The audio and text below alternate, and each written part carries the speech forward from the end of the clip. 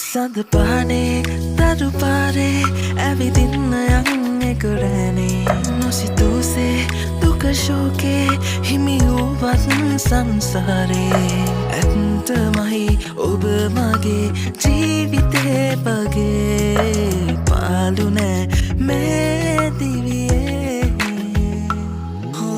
සම්මයන් වගේ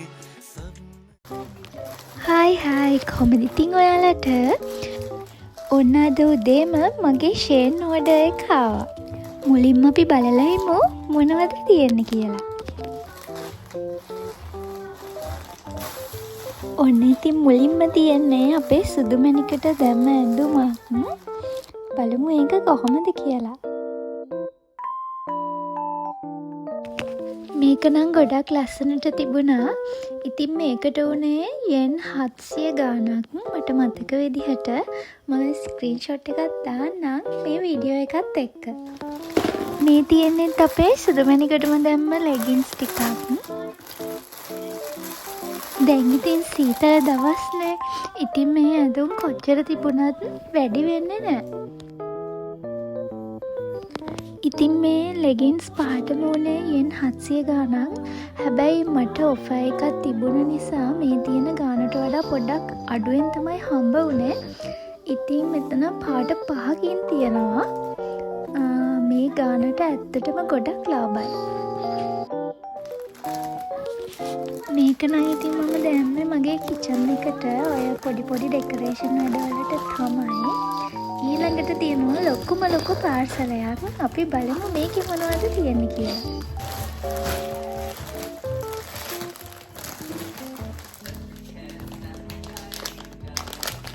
මෙන්න මේක නම් ගොඩක් ප්‍රයෝජනවත්.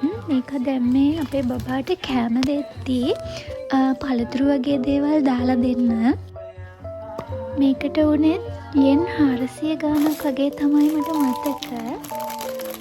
ඉතින් ක්‍රිස්මස් ඩෙකොරේෂන් වලට මම මේ කැන්ඩල්ස් ටික දැම්මා. මේ ටිකට නම් මට ගියේ යෙන් 100 ගාණක්.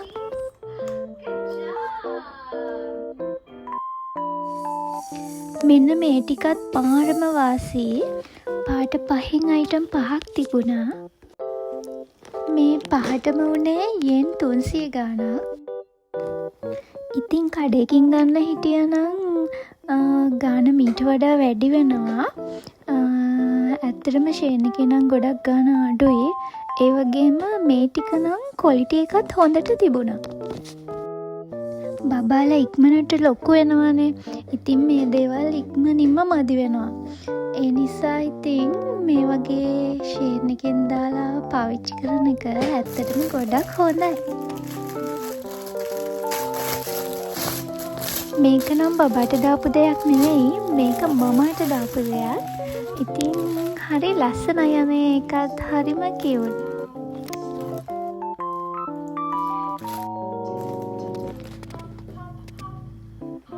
මෙන්න මේක නම් මම දැම්මේ අපේ කිචන් එකට. ඉතින් ඔය ලස්සනට එක ඩෙකොරේෂන් ටිකක් කරන්න තමයි මේ ටික දැම්මේ.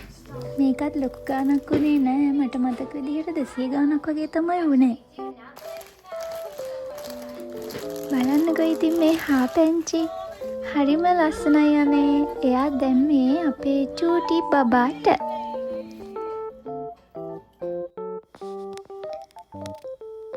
මෙන්න මේකත් අපේ සුදු මැණිකට දැම්ම ඇඳුමක්. මේ වගේ වනම් ගොඩක් දාලා තියෙනවා. මට මතක විදිහට 5ක් විතර දැම්මා. මේ තියෙන්නේ වගේ තවත් එකක්. මේව නම් කොච්චර තිබුණත් නැති වෙන්නේ නැහැ.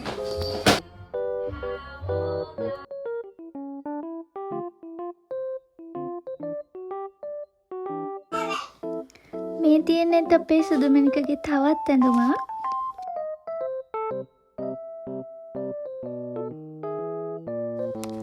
මේකත් ඉතින් මං දැම්මේ මගේ කිචන් එකේ ක්‍රිස්මස් ඩෙකොරේෂන් වලට.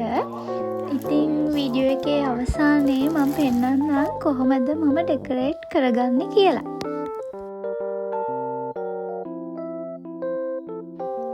මේක නම් දැම්මේ මමාට. ඉතින් ඒකත් ගොඩක් ලස්සනට ක්වොලිටියට තිබුණා.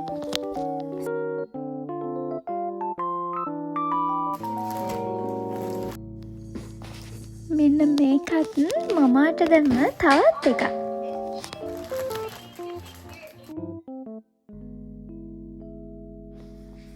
මෙන්න මේ ලොකුම ලොකු ජැකට් එකක් දැම්මේ මමාට. හැබැයි ඒකට නම් මම ආස වුණේ නැහැ.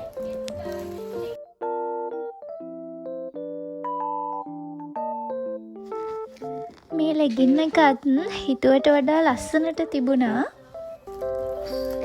ඔන්න ඉතින් අපේ චුට්ටගේ තවත් එකක්. මේ සොක්ස් ටිකත් පොඩි ගානක් වුණේ. ඒකත් අපේ චූටිමනිකගේ. මේ ටිකත් දැන් මේ ක්‍රිස්මස් ඩෙකොරේෂන් වලටම තමයි. අන්බොක්සින් ඉවරයි. එහෙනම් ළමයි අපි දැන් යමු මගේ කිචන් එක ඩෙකොරේට් කරන්න. මෙන්න මේ ෆෝටෝස් පැල ගෙදරට ගෙනාවේ එක පැලයයි. හැබැයි මේවා ඉක්මනින්ම හැදෙනවා. ඉතින් මම දැන් පැල දෙකක් හදාගෙන තියෙනවා. දැන් මේ ලෑස්ති වෙන්නේ තව අලුත් පැල ටිකක් හදාගන්න.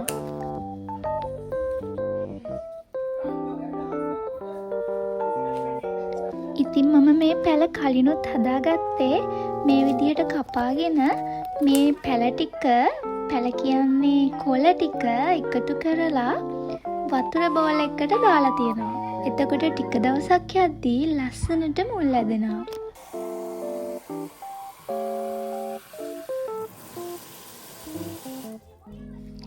ඊට පස්සේ තමයි ඉතින් මේ පැල ටික අරගෙන ලස්සන පෝච්චි එකට දාගන්නේ.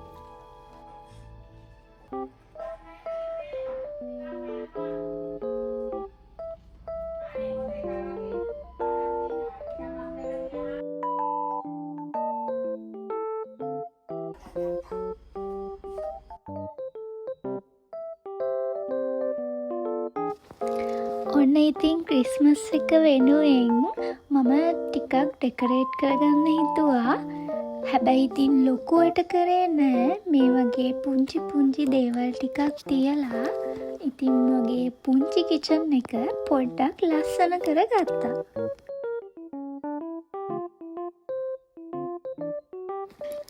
ඉතින් ඔයාලත් බලන්නකෝ කොහොමද කියලා. ලස්සනයිද කොහොමද කියලා කමෙන්ට් එකක් දාන්න අමතක කරන්න එපා.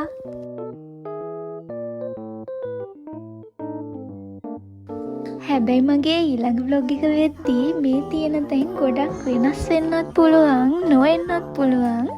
මොකද මට මෙහෙම ඩෙකොරේට් කරගත්තට පස්සේ හිතෙනවා සමහර වෙලාවට ඒ දේවල් එතනට ගැලපෙන්නේ නැහැ කියලා.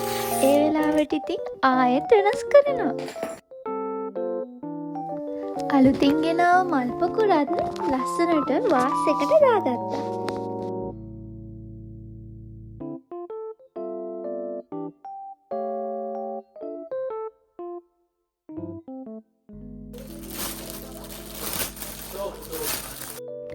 ඉතින් මෙන්න මේ විදිහට තමයි මම්මගේ කිචන් එක ලස්සනට සරලව පුංචි පුංචි දේවල් එකතු කරගෙන ඩෙකොරේට් කරගත්තේ.